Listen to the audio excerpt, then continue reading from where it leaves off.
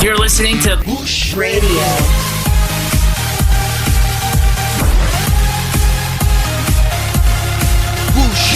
Bush Radio.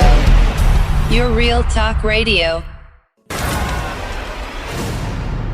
State Affairs with Edmund Obilo is live. Knowledge is power, and there is power in books. At Udara Books, we sell books and disseminate knowledge. Buy books on www.udarabooks.com. Udara Books, out to stock your library and connect you to a new world of books.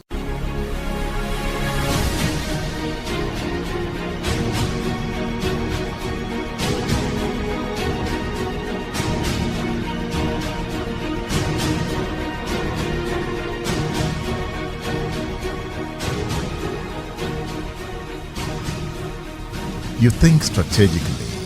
When I learned you made the statement about Satan's arithmetic holding Africa down, I started wondering where you were coming from. Can you break it down? What do you mean by Satan's arithmetic? Well, I presume you're talking about the devil's arithmetic.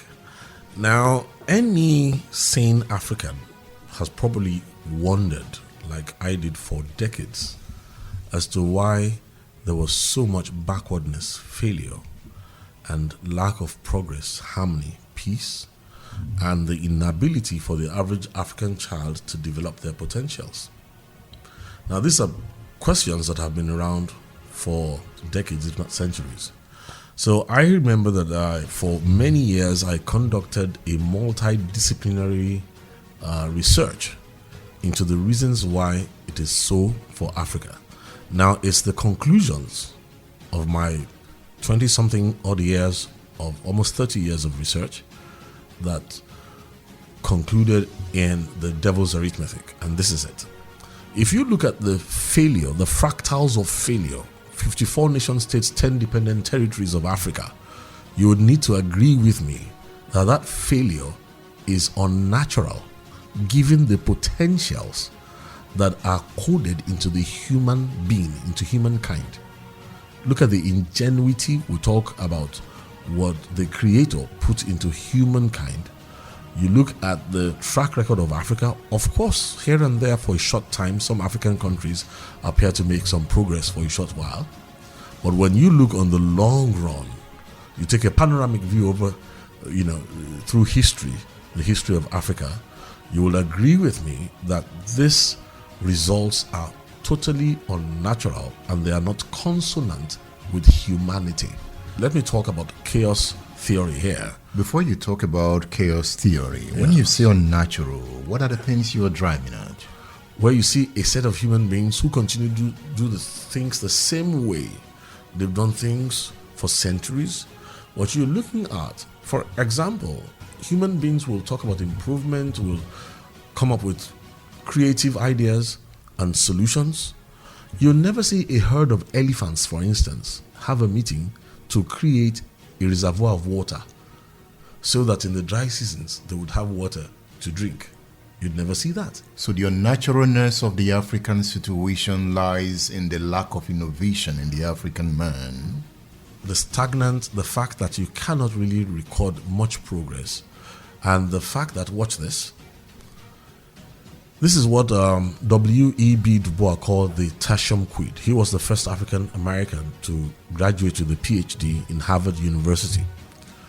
He said the tertium quid is the third undefined and indefinite thing that is related to two known things, tertium quid. And he said there are some people who believe, now this is not my idea, but this is documented in his book, The Souls of Black Folks. Some people believe that between mankind and beast and cattle, there's a third thing that is called the African or the Negro. Not quite a man and not quite a beast. And if you look at Darwin's theory of evolution that people are teaching in universities all over the whole place, this is what Charles Darwin posited about the African. And if you look at the way things run, you will discover that you can go to an African community and find out that the process, let's look at food for instance, processed pounded yam, the same way their forefathers processed pounded yam, and it could go on like that for 200-300 years without anybody thinking, wait a minute, why must we go to the market for an hour and a half, peel the yam for 15 minutes, boil it for another 45, then begin to pound it for another hour or so, and consume this meal in 5 minutes. This does not add up. This unnaturalness of the African character, was it inflicted on the black man by nature? Now you're talking. It is very clear that we are not genetically inferior in any way. And this is where chaos theory comes in. Chaos theory is the study of the movement from a state of order into that of disorder. Now, when you look at chaos theory, you will find out that inside all chaotic so-called situations, there are what we call fractals, repetitions. There are things that you can pick out, in every chaos situation that tells you that behind the chaos there is a pattern. So if you look at 54 nation states of Africa, you look at the history of Nigeria, look at the way we are, you can pick out the fractals of failure. And what am I saying here? Without a shred of doubt, the modern African experience is a product of programming. Programming through slavery or what? Oh, it's a 360-degree affair. To understand this programming, you have to go. I'll give you an example. From the days of human slavery, you see, the conscience of a normal man does not easily accept human slavery. So for you to make human slavery something that's acceptable, one society has to do something. You have to pick a race that you are going to devalue their human worth deliberately. It's an engineering process. It's a brilliant process. And I'll give you one or two, hints as to how this process is carried out. Let's look, for instance, at the view of, in 1906, for instance, there was a black man from Congo who was exhibited in the Bronx Zoo in the United States of America. Such exhibitions were very common in those days. These exhibitions were in Spain, you could go to Barcelona, in France, Switzerland, all over Europe. The otter benga, the pygmy who was in the Bronx Zoo, would be put into a cage alongside monkeys and orangutans. Minimum of 40,000 people a day would come in. These are 40,000 whites who would come in to watch a black man in a cage. Throw bananas at him. They filed his teeth to make him look the part of a savage beast. What were they doing? They were conditioning white children and generations of whites to see blacks as not quite human and inferior. Now, while they're using this for entertainment, the scientific world comes under a pretender called Charles Darwin. Did you say pretender? Oh, yes. Why Pseudoscience. pretender? Because no worthy person who understands science would ever have accepted Charles Darwin as a scientist. What is it that he said that you disagree with? The theory of evolution that became accepted was only accepted because of its value in proving that black people were not yet quite human. The claim that everybody, evolved from one tadpole to a frog, then to an amphibian, to a reptile, is total bunkum. And the scientific world knows that this is absolute rubbish. Genetically, in fact, you won't even talk about it at all when we look at genetics, the study of genetics. Charles Darwin was a fraud. The only reason Charles Darwin's theory of evolution is still in textbooks till today is because it upholds the theory that the black man is genetically inferior. If you open the Encyclopedia Britannica in 87, the definition of Homo peli nigra, you would be amazed. The definition includes things like an unfortunate race who live in the torrid zone, ugly, these are the descriptions, ugly, full of vices. They describe the shapes. In fact, they even talk about the women and talk about the peculiarity of the African women. And one of the descriptions is ugly. We're talking Encyclopedia Britannica, which was what a lot of students were weaned on in those days. Has the African man not confirmed some of these definitions? Have you ever heard about the 5 monkeys test before? A set of scientists put 5 monkeys in a cage, put bananas on top of a ladder, and immediately any monkey starts up the ladder to get the bananas, they would hit all the other monkeys with cold water, searing pain. So after a short while, every time one monkey tries to go up the ladder, the 4 others would beat it up completely. Later on, everybody knew, don't climb up the ladder because of the pain. Now, you know what the scientists did? They removed one of the monkeys and put in a new one. Naturally, his own spirit was not broken, so he rushes up the ladder. The 4 gang up and give him a thorough beating of his life. After a few attempts, he learns not to go up there. That way, they substituted all the 5 monkeys one by one until there were 5 new monkeys who had never been doused with cold water. But if you got into that cage, those 5 new monkeys, none would climb up that ladder to go and get the bananas anymore. Was that how Africans were conditioned? Yes, I'm talking to you now about experiments done on conditioning, and that is just one aspect. You talked about Willie Lynch in one of your interviews. Oh my God. Lynch was a businessman.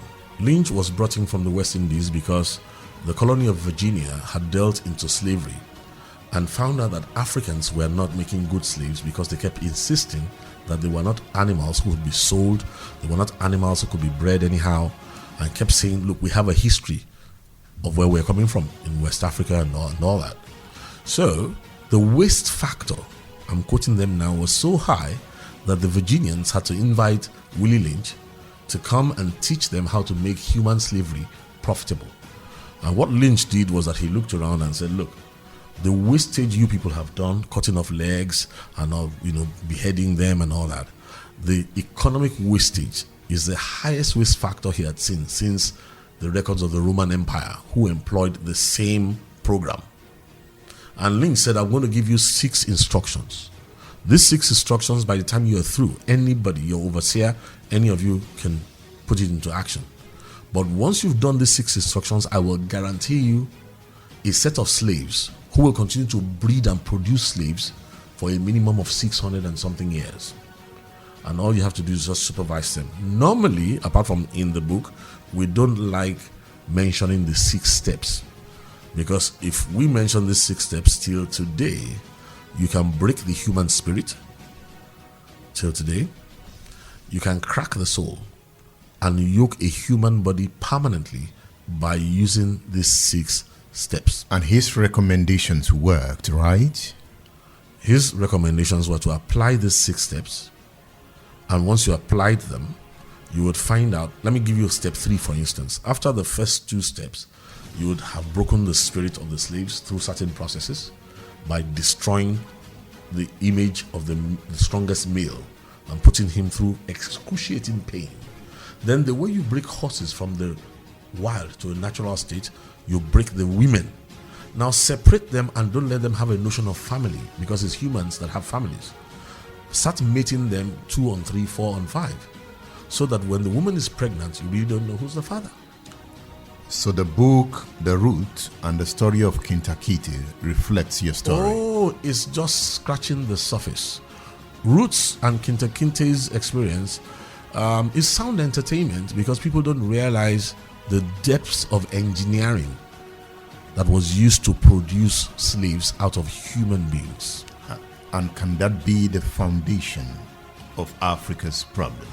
Oh, the same formula. I can trace it for you anywhere. The same formula was engaged in Africa. Human slavery and what you call colonialism as well. Up to miseducation, it's a 360-degree application. It's a thorough application, but once it is put into place, the devalued human beings will continue to produce after their kind for at least 600 and something years. Tubman Goldie was the author of Nigeria. The father of Nigeria. What Rhodesia, they say, was to Cecil Rhodes, is what Nigeria is to Tubman Goldie. Tubman Goldie was a student of the Roman Empire. Tubman Goldie modeled the future of Nigeria after the East Indian Empire, East Indian Company. Tubman Goldie designed Nigeria as an imperial unit, a conduit to siphon wealth. And in so doing, he applied this same program on Nigeria. And later on, when he had to let go because modernity began to go away from slavery and we moved into colonialism, he hired Lord Lugard, who the one we call Lord Lugard was actually Fred Lugard, was actually a Megad, a gunman who was hired by Tubman Goldie. And what Lugard did was that when the British government bought from Tubman Goldie most of what is Nigeria today, apart from the colony of Lagos and some other small parts, for £864,000 on the 1st of January, the year 1900. They needed somebody who understood the mind of Goldie to complete the experiment of Goldie. So the amalgamation, divide and rule, and the brutalization of our people, and so many things you may not recognize till today, are all offshoots of programming. Bush Radio! Oh, wow.